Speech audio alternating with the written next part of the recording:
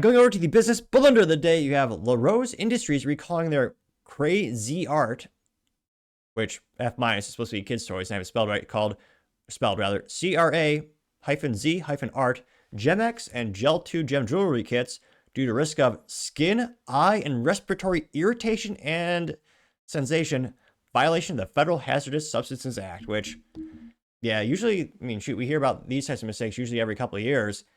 I think the dumbest thing was, what was it? Was the year 2000? There's a recall in which there's a funny little toy with dots inside of it, and you'd have a magnet, and you move around, make designs. Someone figured out if you busted it open, the dots inside the toy were actually an illegal substance that would inebriate you, which I can't help but wonder if that was really just an illegal activity hidden as a kid's toy, or if that's actual just, whoops, the subcontractor used the wrong subcomponent. But I partially digress. It's a very, in terms of this toy, it's a very, got the really bright Gemex logo made out of rhinestones, apparently. It says magically change gel to jewelry in minutes. Also has Disney Minnie Mouse on it.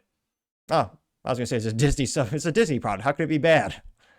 I'm actually surprised it's not Rachel Zegler's face on here. That could perhaps be the one thing to make this product worse. It looks like there's a couple different designs. One's with the Disney princesses.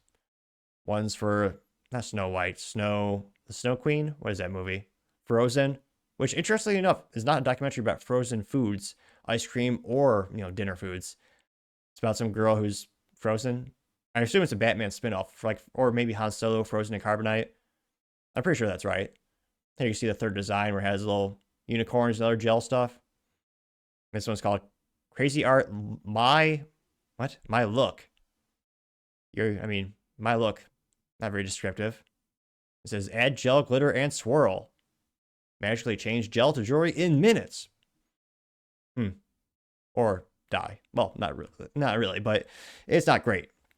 Now, going to the substance of the article, they say that, quote, the recalled jewelry making kits contain a resin that, when liquid, can cause skin, eye, and respiratory irritation or sensation when inhaled, touched, or ingested.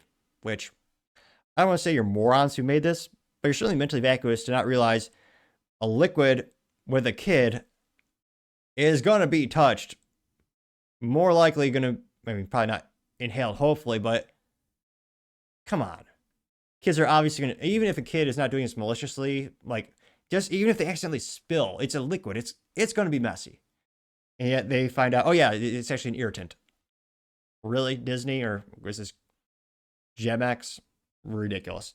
Now, they say that the resins contain an acrylite, which I was about to say 0%. I'll be more optimistic. There's a 1% chance I pronounced this right. So it's an acrylite known as hydroxylmethylcrylate, also known as HEMA, in amounts prohibited in children's products by the Federal Hazardous Substance Act. Already created jewelry should be inspected to confirm it's fully cured. If there is liquid or any liquid residue present, the jewelry should not be worn and be stored away from the children. Once cured, however, the resin no longer presents a hazard. Which, another bad thing. This affected not just one unit or 2 units. Near 250,000 of these pieces of crap were made and sent and sold. So specifically, 224,000 of these units are being recalled, with the remedy being a refund. Which, geez Louise, they have all the product SKUs, which, again, I'm just going to describe them. It's the Shimmer and Sparkle, the Be Inspired, the Disney Mini, Disney Princess, Disney Frozen, My Look Gel, Shimmer and Sparkle, and then Disney Little Mermaid.